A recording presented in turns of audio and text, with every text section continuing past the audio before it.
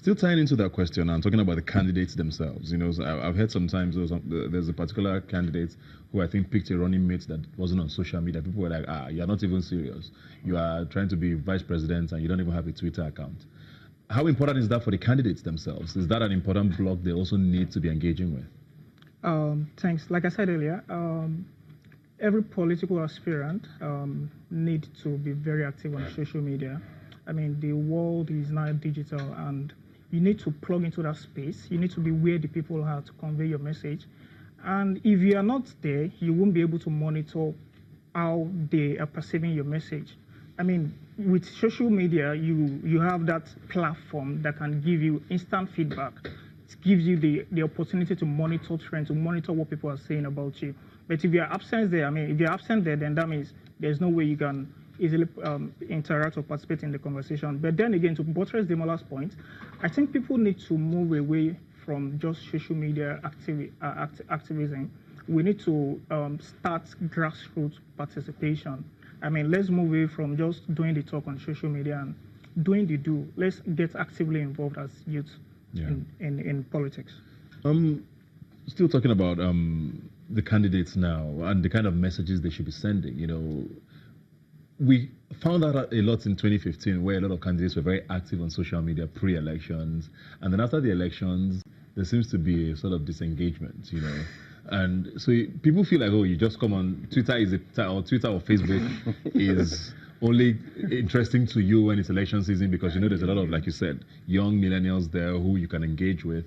How do we as consumers, now, like you said, keep the engagement going even after that? Is it possible to hold them to account? And when they come back, I say, we're not hearing you again because you left us.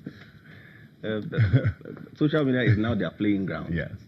A lot of them are now so desperate. They're now coming down to the level of the millennials.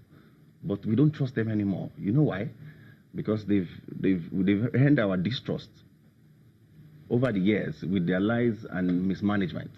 So when you now come with your well-packaged campaign awareness message, we see you that, okay, you are still coming through the same means of coming to swindle us, coming to sell us propagandas that after the election, a lot of people will follow you, a lot of people will be with you. After the election, when you assume the office, you become unprepared.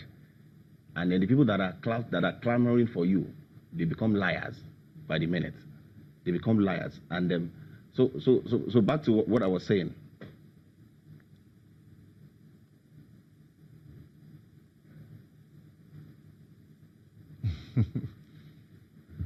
So back to what I was saying. Yeah, let's take about Donald Trump now in particular. We can get back to your thoughts now when you're able to put it together. And how he's engaged social media strongly as president now. You know, in the past we had candidates who for social media was very formal. You know, if you had an official press release, you go on social media to take that.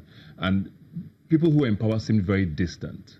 You know, the president of the United States now has brought an entirely new dynamic to what it means to be on social media as a politician. And even if people are not going to be excited by the way he handles it, is this something you think might be replicated here soon? Because, for example, I talk about it a lot on this show where we've had a president now who hasn't held a media chat since he got into office in 2015. I think he's had one in 2015 and hasn't had any now. So how can we begin to use that, especially with the politicians, to be more engaging while they're in office, if you think?